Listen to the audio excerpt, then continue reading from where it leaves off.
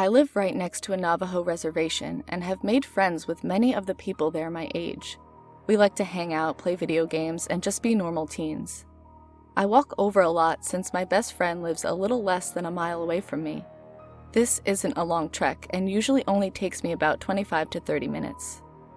I've made this trip dozens of times and have grown very comfortable with it. I know there are people along the way, so I'm not scared or on edge. There is a patch of forest, however, about midway there. It's a little unnerving sometimes. There's always that feeling of being watched. This was a regular occurrence for me, so I just tried to ignore it and shake it off as my mind playing tricks on me. This day, I spent more time at my friend's house than I meant to, and when I left, it was already getting dark. I reached the stretch of forest right as the sun disappeared from the sky. I shivered a little as I readied myself to begin the journey through. I was 10 steps in when I heard a branch snap. You know the sound. The one that screams there is definitely someone or something there with you. I froze, not sure of what I should do next. Should I run? Should I turn around and book it back to my friend's house? I didn't know the best option in this situation. I whispered, "Hello?"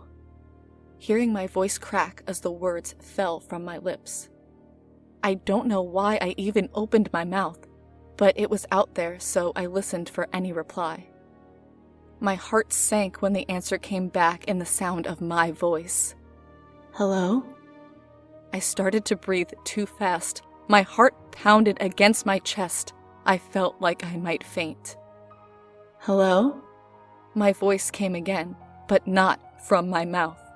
I wanted to run, but my feet felt cemented to the ground. I couldn't scream. I couldn't reply, as my voice echoed over and over from a short distance away. I couldn't pinpoint exactly where it was coming from. It sounded like it was everywhere around me. "Hello, hello, hello, hello, hello," it repeated. "Stop it!"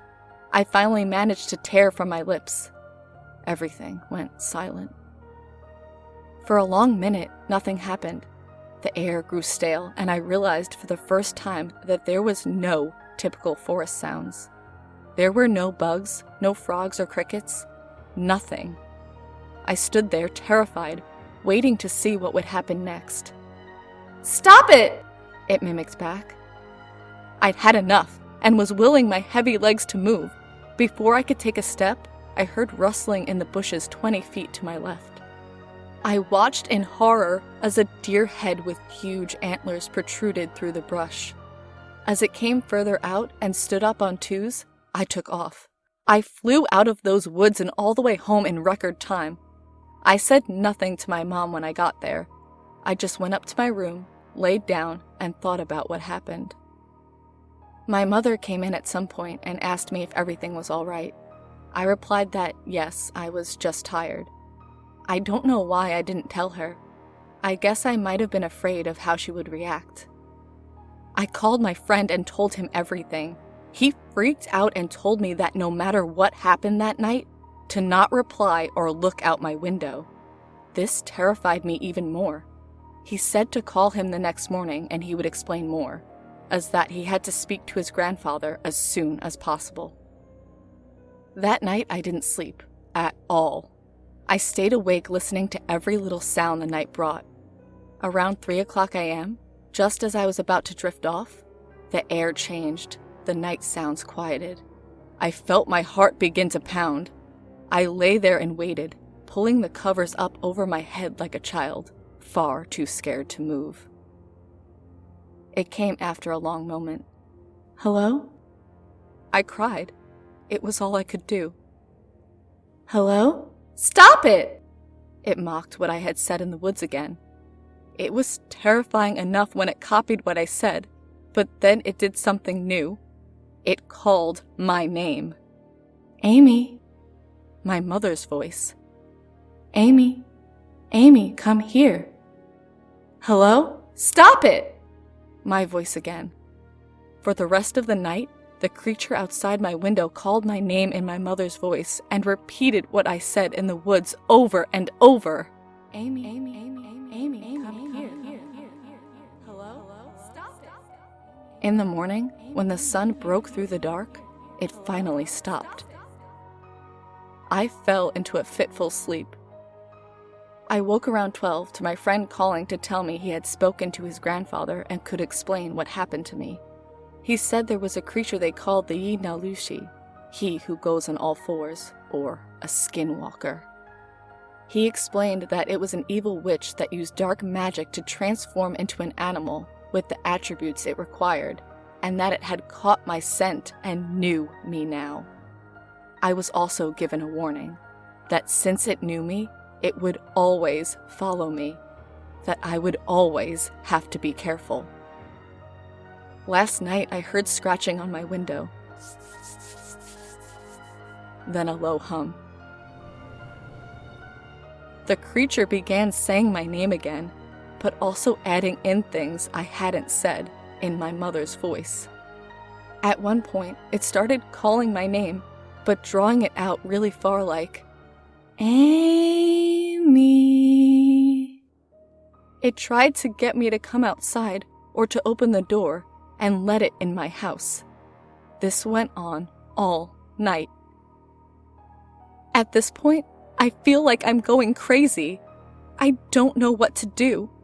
Is it seriously going to stalk the shadows around me for the rest of my life? I don't think I can take that.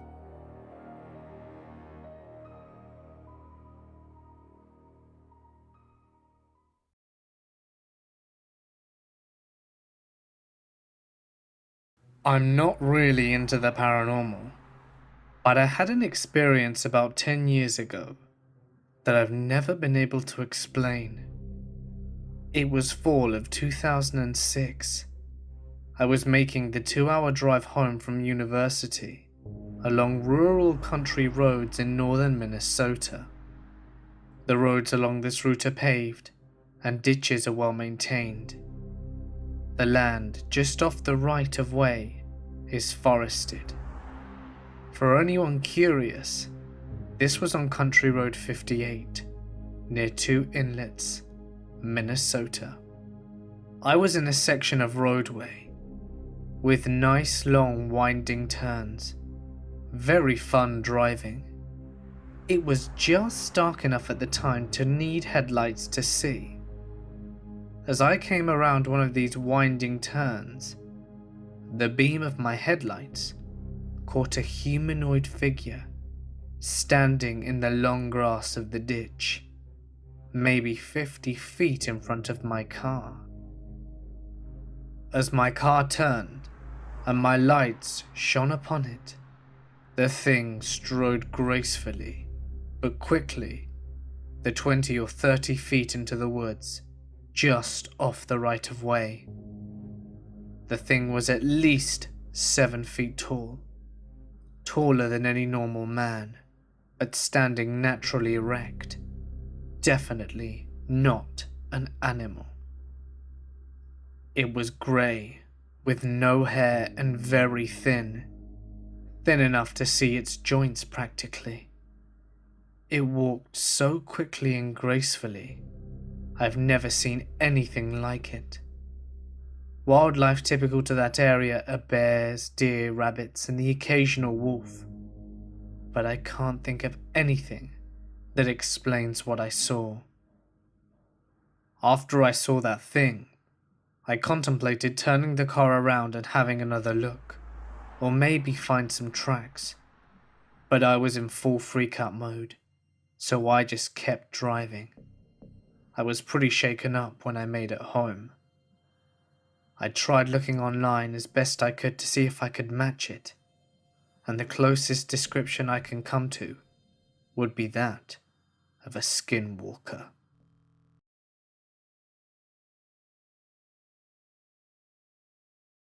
To start this story off and to give a little insight about me, I'm an 18-year-old female who grew up in Michigan and have lived in the country for as long as I can remember. And for a heads up, this story is long, so bear with me. Now, back to the story. On one particular hot summer weekend, me and a couple of friends, including my boyfriend, let's call him Tony, and my older brother, let's call him Brad, decided we were going to go camping for the weekend since it was such a nice warm week. Tony's parents had owned a cabin way out in Ludington, surrounded by a huge wooded area with a personal lake and no neighbors for at least 4 miles. But being stupid teenagers, we didn't really think about all that. All we were ready for was to party like any normal teens would. Well, after being there for 2 hours, our fun had started. Tony's friends had brought tons of alcohol and weed to last us for the weekend, so we wouldn't be bored since we had no service and only movies to watch. After it got around 12 a.m. and was pitch black, we had a huge bonfire going. It was a total of 6 people, including me and Tony. As we talked and laughed about upcoming events in our lives, we were so distracted that we didn't notice that my brother had literally frozen his eyes to one section of the woods. Mind you, we were all intoxicated and high at the time. Eventually, our talking ceased when Tony realized his friend and my brother had emotionless expressions. "Hey dude, you alright?" he asked Brad. Silence. Brad didn't reply or even make any movements that would indicate he had heard him. After that, I started to get scared, as well as the other 2 girls there. It took a lot for my brother to act that way. Eventually, I was the first to catch on that he was excessively staring into a certain spot in the woods. I turned my head and followed his gaze the best I could, and when I finally caught on to what he was staring at, my heart dropped. There, right fucking there, was at first look a dog. At least that's what I thought. It was some person's dog that wandered off. But then my brain kicked in and I realized there wasn't any neighbors for miles. So how could there be a dog? My mind started to race while Tony still tried to get Brad to speak or even move. In one motion, this thing stood up tall. And when I say tall, I mean fucking gigantic. It had to be at least 6 feet tall. Everyone had seen it then. How could you not? The other 2 girls and the other boy with us gasped, and they finally grasped why my brother was standing so still. No one moved for what seemed like hours. Tony was the first to talk. "No tail," he mumbled. No one heard what he had said but Brad, and I swear to you, I saw his eyes widen as big as pan saucers. That freaked me out immediately. "What did you say?" one of the other girls asked. "It has no fucking tail," he hissed at her. My heartbeat stopped. He was right. There was no tail on this thing. Suddenly, my clouded alcohol mind cleared in a fraction of a second when I finally realized what this thing was. Now I understood why my brother was basically shitting his pants. This thing was a skinwalker.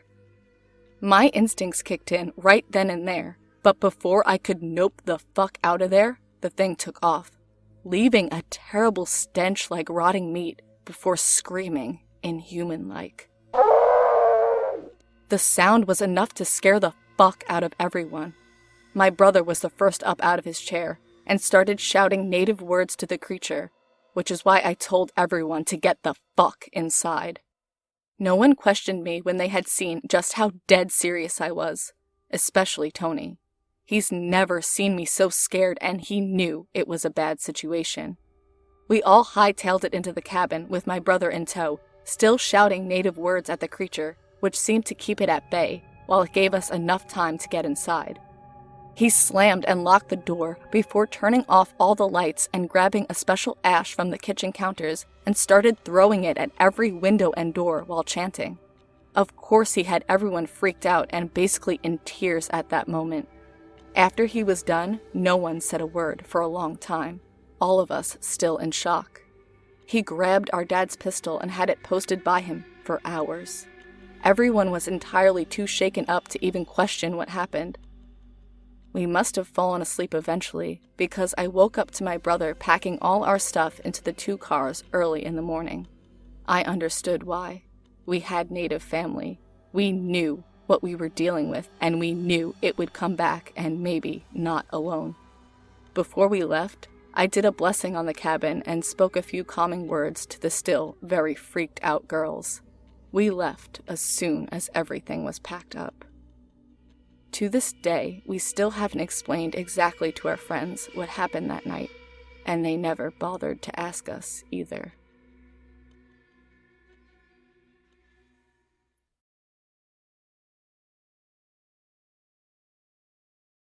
My friends and I rented a cabin in the mountains in Puerto Rico. There was myself and another girl, Abby.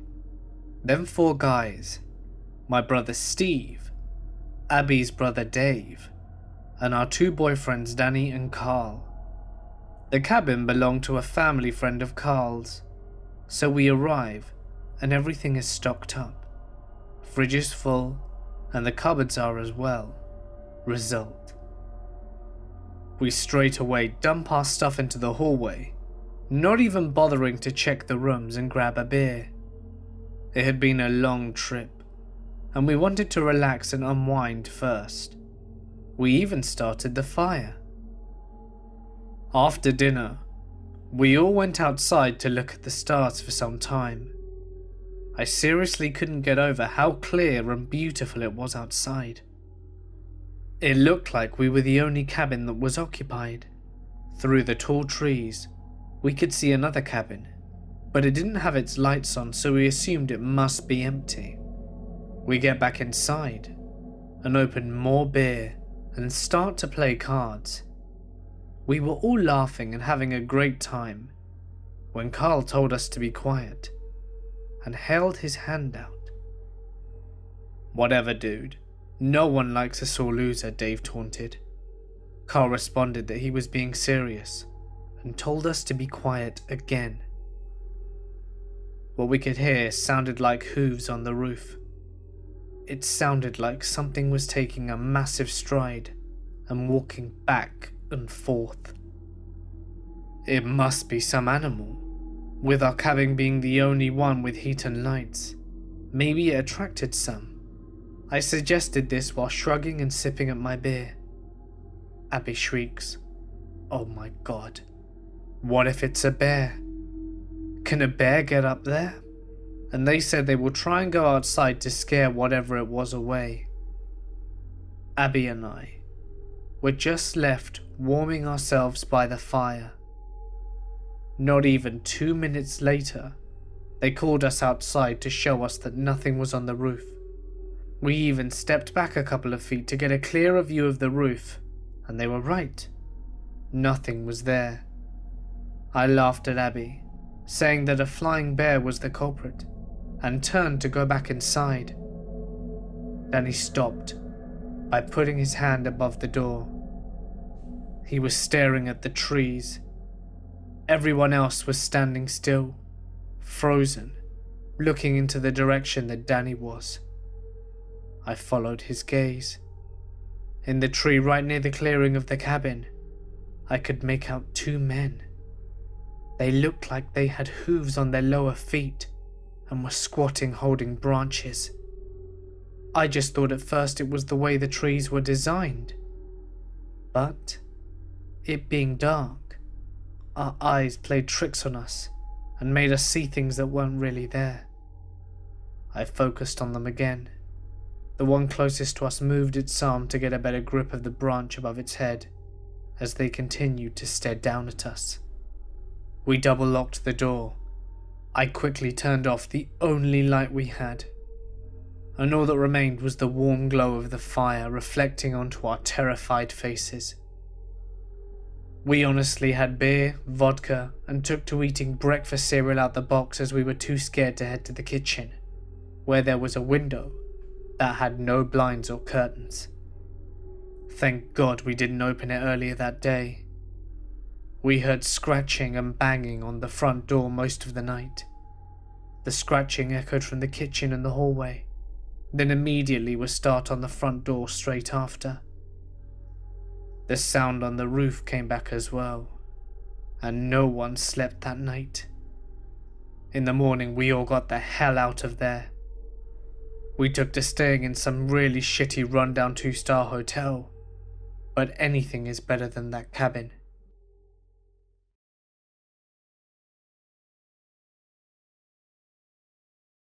So, for introductions, my name is Tom, and I am a 32-year-old man from Missouri.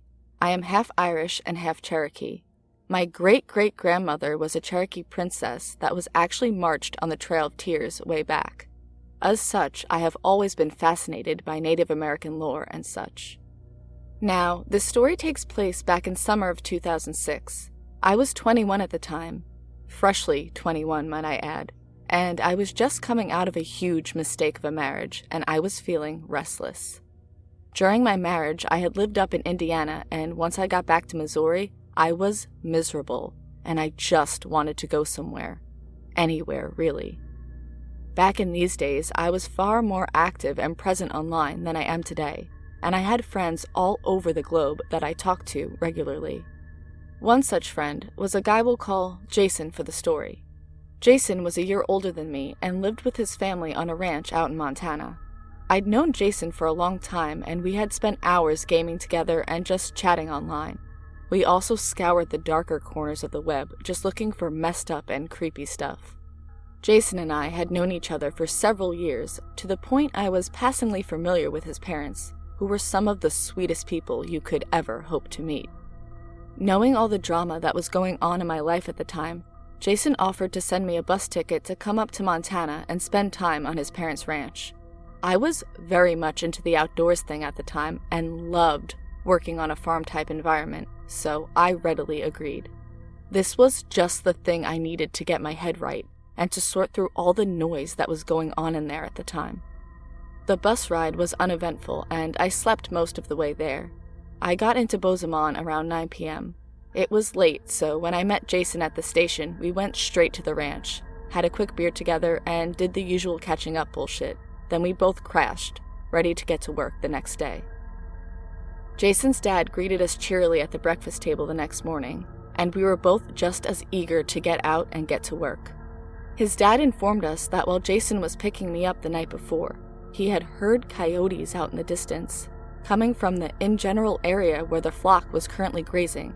And as they had a pregnant sheep out there, today he wanted to go out there and check on them, and herd them back closer to the house, away from the coyotes. I can't remember how many acres exactly this ranch was, but it was pretty huge. To get to certain areas of the ranch, you would have to drive on an old, rocky, and rugged trail for 45 minutes, punctuated by huge potholes every few inches, it felt like. My ass became intimately familiar with every single one of those, by the way. We pile into the truck, Jason's dad driving, Jason in the passenger side and myself in the bed of the truck, taking in the gorgeous countryside, while my bum started introducing itself to every hole on that godforsaken trail. We had been on the trail for about 20 minutes or so when Jason's dad stopped suddenly, and I heard Jason exclaim, "Who the fuck is that?" Yes, who, not what, in the middle of this pretty desolate stretch of ranch land. Curious, I peered around the corner of the cab and I see this old Native American woman shuffling across the trail. Once she was across, she stopped, and as we slowly drove past her, she gave me a look that chilled me to the bone, despite the June warmth. She just stood there, staring after us, until we dipped down a hill and I could no longer see her. "Creepy as fuck, huh?" Jason called back to me. "Yeah, what the fuck is she doing out here?" I said back. "There's a reservation not far from here. Sometimes they wander through our land following whatever they're hunting. They're odd, but mostly harmless. Some of them are even friendly. Like you." He loved to poke fun at me for being part Cherokee, like it was something to be ashamed of. I never said he couldn't be a classless ass sometimes. The rest of the trip out to where the sheep were grazing was pretty uneventful, and there were no further signs of the Native American woman. The pregnant sheep was doing fine, and Jason's dad had me and him hop out and begin herding the sheep back towards the house. Once we got them started, his dad pulled up and we jumped in the truck without it even stopping, and that was how we moved the herd. It was in the late part of the afternoon before we got back to the house, and just as we were finishing up dinner, we all heard the telltale sounds of coyotes, and again, they were near the sheep. Wordlessly, his father and myself hopped up and headed for the truck. his father stopping only to grab his double-barrel 12-gauge, and we were out the door, in the truck, and once more my ass was greeting those holes on the trail. It was rapidly getting dark now, and we could hear the coyotes again, closer now. We arrived to where the herd was holed up for the night, in a small lean-to style enclosure, and sure enough, there was the biggest damn coyote I had ever fucking seen in my life to that point, standing on a tall rock just outside the enclosure. With zero hesitation, Jason's dad leveled his shotgun and pulled both triggers. The sound was deafening, and it echoed off the hills and the mountains in the distance. The coyote let out a howl of pain and fell out of sight. Jason and myself ran to see where it had gone, while his father reloaded the gun and checked on the animals. There was no blood on the rock, none on the ground below, and, more disturbingly, no coyote. There was nothing, not even footprints. It was like it had never even been there. Suddenly, out of the darkness, we hear a woman's voice calling. "Hello? Hello?" We look at each other in confusion when we hear the voice again. "Hello? Hello?" "Mom?" Jason exclaimed. It was indeed his mother's voice, but it sounded hollow, like deadpan, if that makes sense. Our first rationalization was that it was Jason's mom on the CB radio wanting to check on us, due to the sound of gunshots, but the CB wasn't even turned on in the truck. Not long after, we found the body of the pregnant sheep. It looked like it had been ripped apart. If not for the blood-soaked fleece, you would have never known what kind of animal it had been when it was alive. Sickened and saddened by the loss, we piled back into the truck and began the 30-ish minute drive back to the house. Jason's dad was panicked by having heard his wife's voice, and he was taking the trail much, much faster than he probably should have. My poor ass. All of a sudden, Jason and his dad scream in shock as his dad slams on the brakes, hard, and the back of my head smacked the back window of the truck as we ran over something. It was the Native American woman from earlier that day. She was standing in the middle of the road when we popped the hill and didn't have time to stop. Again, all of us are out of the truck. We go to check on the woman, and she was gone. There was nothing there but the pelt of a coyote. I looked around, and in the distance, I saw the silhouette of a massive coyote walk into the road, stare at us, its eyes reflecting the headlights of the truck. Then, it ran off. About this time, Jason's dad noticed the pelt was moving slightly, a faint, weak wiggle here and there. When he grabbed the pelt and unwrapped it, there was a baby lamb, alive and understandably terrified. The three of us exchanged looks and then noped the fuck back to the house to try and figure out what the fuck just happened. It wasn't until I was laying in bed not long after when an old story my grandfather used to tell me about a Cherokee shaman flashed through my head. The shaman had become corrupted by the power the spirits had given him and had become a skinwalker.